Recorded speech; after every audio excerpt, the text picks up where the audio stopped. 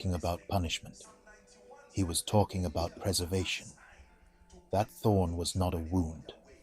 It was a regulator. It was a limiter valve. Because what was inside of him was too strong, too radiant, too heavy to be left unchecked. You think your lust means you are sinful.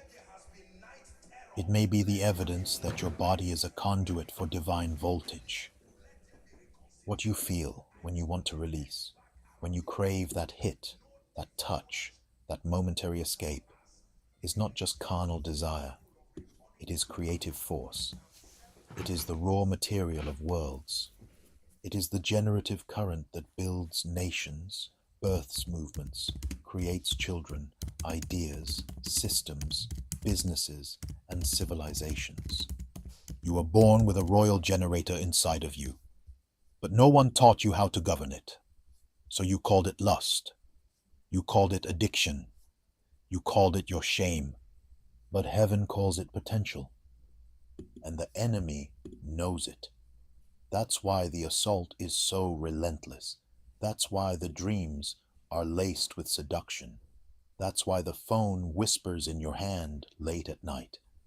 Because if the enemy can make you drain your voltage through pleasure loops, he can make sure you never step into your real throne. He doesn't need you dead. He needs you distracted, drained, disqualified by your own self-hatred. That's why the shame spiral comes after the release. Because if he can get you to label yourself as unworthy, you will hand over your own crown. But let me speak a higher word. You are not your appetite.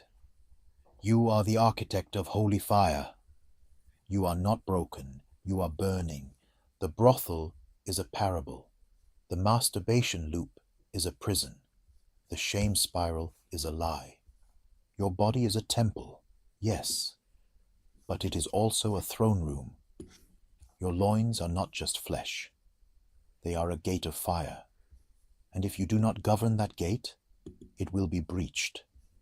But when you govern it, when you seal it in light, when you sanctify the flame instead of snuffing it out, you walk in unshakable power. Let me speak to those of you who have seen yourself in dreams being arrested, caught in brothels, hunted by soldiers of shame. You were not dreaming. You were witnessing astral courts where the enemy thought he had jurisdiction over you. And yes, you felt the fear, the guilt, the despair. But then you returned. You didn't just wake up. You were teleported out. The Merkaba activated. The angels intervened. The throne refused to lose you. That's not just deliverance. That's confirmation. That means your soul still belongs to the light.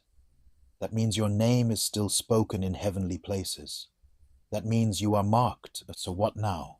Now, you must not apologize for the fire. You must govern it, consecrate it, train it for war and worship. This is not purity culture.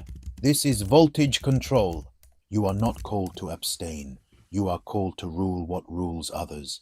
And yes, this takes work. This takes structure. This takes ritual. We have written the protocol. It's called sealing the gates of fire, a 3-night rite to transmute lust into throne power. You will need Saturn. You will need Mars. You will need frankincense. And you will need your own reflection. Stand in front of the mirror each night and say, "The fire within me is not for sale.